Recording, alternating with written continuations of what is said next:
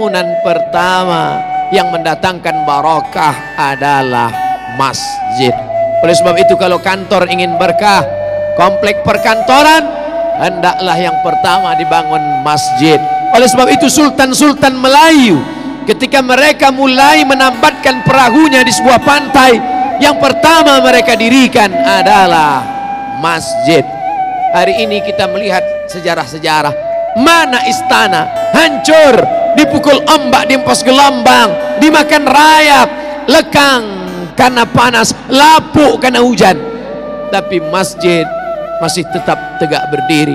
Ini pelajaran penting.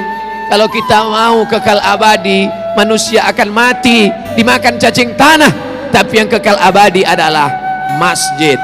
Menunjukkan orang Islam mesti kaya raya, karena yang bisa membangun masjid hanya orang kaya, yang kaya dengan hartanya. Man bana masjidan, siapa yang membangun masjid, banallah mislahu baitan fil jannah, maka Allah sudah membangunkan untuknya satu tempat dalam surga. Man bana masjidan, siapa yang membangun masjid dengan hartanya, titik pilu keringatnya, banallah mislahu baitan fil jannah, dibangunkan untuknya satu tempat dalam surga. Tapi Allah adil. Bagaimana dengan orang miskin yang tak bisa membangun masjid?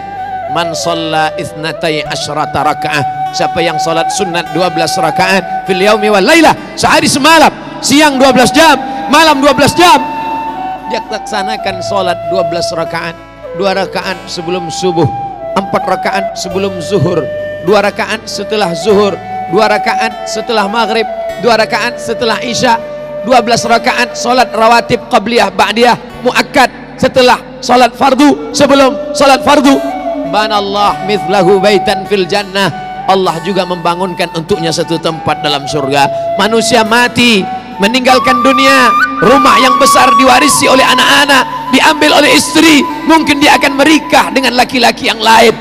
Berapa banyak orang membangun rumah tapi dia tak pernah menempati rumah itu. Berapa banyak orang membeli mobil, kendaraan mahal, tapi dia tak pernah menaikinya. Berapa banyak pencari rezeki tapi rezekinya dinikmati orang lain. Perlu dipikirkan sejenak. At-tafakkur sa'ah, berpikir sesaat, khairum min qiyami lailah, lebih baik daripada beribadah sepanjang malam. Orang beriman berpikir sesaat.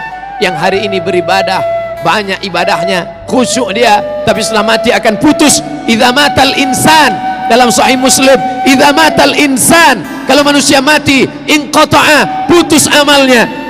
Tapi ada yang tetap mengalir, shadaqatun jariyah, tanah yang pernah dia wakafkan untuk masjid.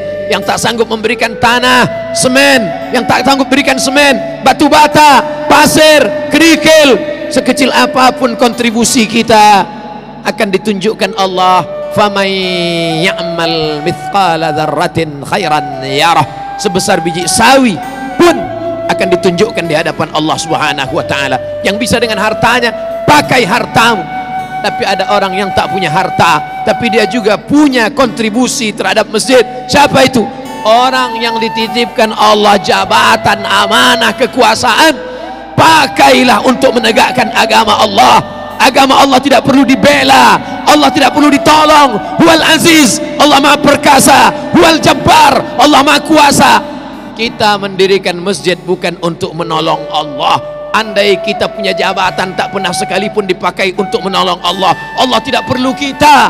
Allah maha perkasa, Allah maha kuasa. Kita menolong agama Allah hakikatnya untuk menolong diri kita. Intan surullah, kalau kau tolong agama Allah, yansurkum, Allah akan menolong kamu. Pada saat kaki tidak dapat tegak berdiri, tak ada yang bisa menolong. Yauma yafirrul mar'u min akhihi, orang akan lari dari saudara kandungnya. Wa ummihi wa abi, lari dari ibunya, lari dari ayahnya. Wa sahibatihi wa banih, lari dari istrinya, lari dari suaminya. Anak-anak tak bisa menolong. Likulli imri'in minhum yauma idzin sya'nun yughnih, maka pada saat itu yang bisa menolong hanya amal, amal. Salah satu amal yang kekal abadi adalah membangun masjid.